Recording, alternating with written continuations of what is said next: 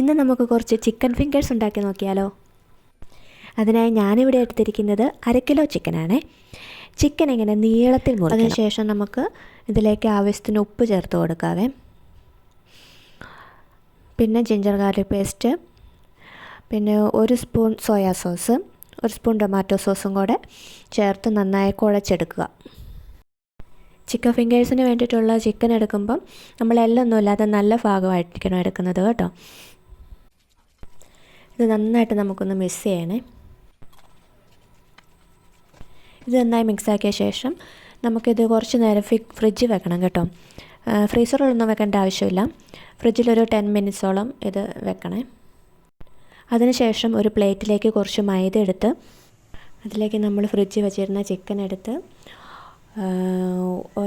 എല്ലാ ഭാഗത്തും ചിക്കൻ്റെ എല്ലാ ഭാഗത്തും മൈദ പറ്റുന്ന വിധത്തിൽ നമ്മൾ അത് കുഴച്ച് വേറൊരു പ്ലേറ്റിലേക്ക് മാറ്റി വെക്കുവാണ്. നമ്മളിത് മിക്സ് ചെയ്യുമ്പം മൈദ എല്ലാം കൂടെ ഇട്ട് ചിക്കനകത്തോട്ട് ഫുള്ളായിട്ടിട്ട് എളുപ്പത്തിനും അങ്ങനെ കുഴക്കരുതേ. ഇങ്ങനെ കുറേശ്ശെ എടുത്ത് കുഴക്കണം കേട്ടോ. എന്നാലേ എല്ലാത്തിലും നല്ലപോലെ പിടിക്കുകയുള്ളൂ. ചിക്കൻ്റെ എല്ലാ ഭാഗത്തും മൈദ പറ്റിയിരിക്കണം കേട്ടോ. ഇതെല്ലാവർക്കും ഇഷ്ടപ്പെടുന്ന ഒരു സ്നാക്സാണ് കേട്ടോ. ചിക്കനൊന്നും ഇഷ്ടമില്ലാത്തവരും ഇത് കഴിക്കും. അതുപോലെ നല്ല ടേസ്റ്റാണ്. എല്ലാവരും വീട്ടിൽ ട്രൈ ചെയ്യണം കേട്ടോ. എന്നിട്ട് നിങ്ങളുടെ അഭിപ്രായങ്ങളും അറിയിക്കണേ. എല്ലാവരും വീഡിയോ കാണുന്നുണ്ടെങ്കിലും സബ്സ്ക്രൈബ് ചെയ്യാറില്ല. അപ്പോൾ ഒന്ന് സബ്സ്ക്രൈബും കൂടെ ചെയ്യാൻ ശ്രദ്ധിക്കുക കേട്ടോ. അപ്പോൾ ഞാനിടുന്ന വീഡിയോസൊക്കെ അന്നേരം തന്നെ നിങ്ങൾക്ക് കാണാൻ പറ്റുന്നതായിരിക്കും. ഇത് കണ്ട് ഇതുപോലെ കുറേശ്ശെ എടുത്ത് നല്ലപോലെ ഇത് മൈദ പറ്റുന്ന വിധത്തിൽ നമ്മൾ കുഴച്ച് മാറ്റി വെക്കണം കേട്ടോ. തീർന്നു കഴിയുമ്പം ആ ബാക്കി വന്ന മൈദയിലേക്ക് കുറച്ച് കോൺഫ്ലവർ ചേർത്ത് ലേശം കുരുമുളക് പൊടിയും ആവശ്യത്തിന് ഉപ്പും ചേർത്ത് നന്നായി ഇളക്കണേ.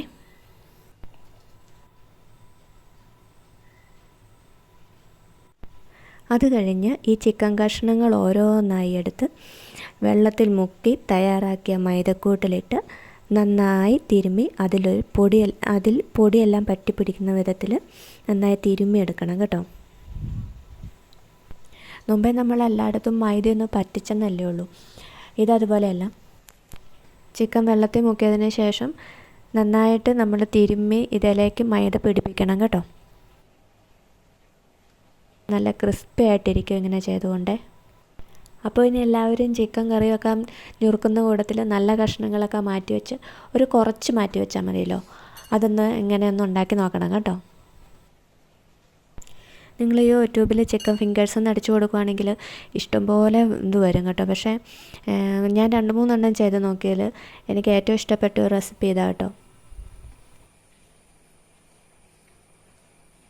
കുറച്ച് അരിപ്പൊടിയും കൂടെ ചേർക്കാറുണ്ട്. അന്നേരം ഫ്രൈ ചെയ്ത് കഴിയുമ്പം കുറച്ചും കൂടെ ഹാർഡായിട്ടിരിക്കുന്ന പോലെ എനിക്ക് തോന്നി.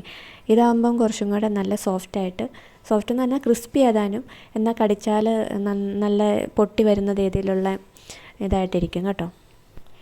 ഇതൊരു നല്ല പണിയാണ് കേട്ടോ. ഓരോ ചിക്കൻ പീസും എടുത്ത് നമ്മളിതുപോലെ തിരുമ്മി ചെയ്യണേ. അല്ലെങ്കിൽ നമുക്ക് ആ ക്രിസ്പിനെസ് കിട്ടിയല്ല കേട്ടോ. നമ്മളിവിടെ ചിക്കൻ മേടിച്ചാൽ കുറച്ചെടുത്ത് ഇങ്ങനെ ഉണ്ടാക്കാറുണ്ട് കേട്ടോ എല്ലാ പ്രാവശ്യവും. അല്ലെങ്കിൽ പെട്ടെന്ന് ഒരു ഗസ്റ്റ് വരിക എന്ന് പറയുമ്പം നമുക്ക് ചിക്കൻ ഇരിപ്പുണ്ടെങ്കിൽ പെട്ടെന്ന് ഉണ്ടാക്കിയെടുക്കാവുന്ന നല്ലൊരു റെസിപ്പിയാണ്.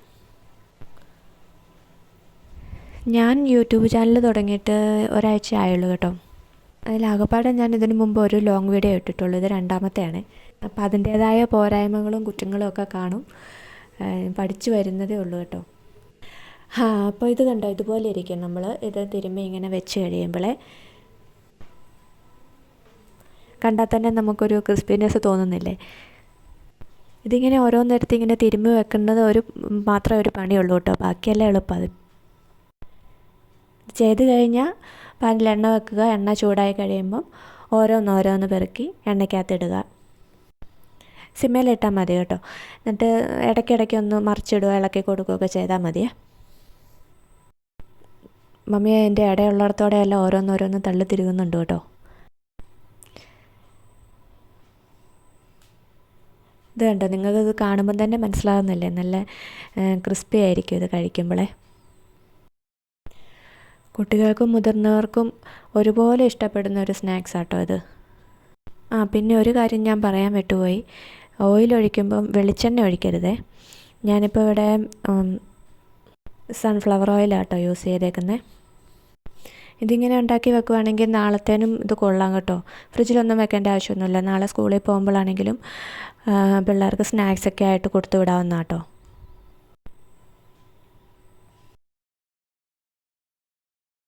കണ്ടോ, ഇതിപ്പോൾ ഒരുവിധമായിട്ടുണ്ട്. കളറൊക്കെ ചേഞ്ച് ചെയ്യാൻ തുടങ്ങിയിട്ടുണ്ട്. കൊടുക്കുക, തിരിച്ച് മറിച്ചിട്ട് കൊടുക്കുകയൊക്കെ ചെയ്യണം, എല്ലായിടവും വെന്ത് കിട്ടാൻ വേണ്ടിയിട്ട്. ഇതിപ്പോൾ ഒരുവിധമായിട്ടുണ്ട് കേട്ടോ. ഇത് ഒന്നും കൂടെ ഒന്ന് മുരിഞ്ഞ് വന്നാൽ മതി. പ്ലേറ്റിലൊരു ടിഷ്യൂ പേപ്പർ ഇട്ടിട്ട് നമുക്കിത് കോരി മാറ്റാം കേട്ടോ.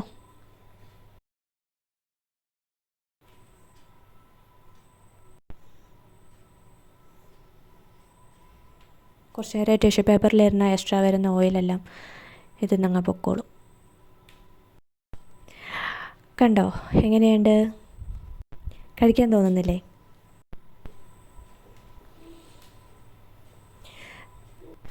ഫുള്ള് കോരിയെടുത്ത ശേഷം നമ്മൾ കുറച്ചും കൂടെ ബാക്കി ഉണ്ടായിരുന്നു, അതും കൂടെ എണ്ണയിലിട്ട് വറക്കുക കേട്ടോ.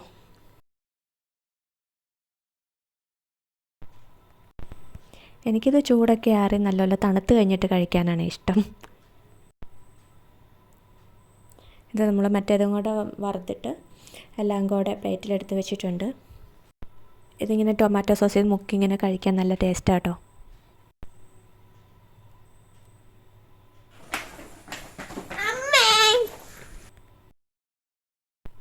അപ്പോൾ ഓക്കെ, ബൈ ബൈ.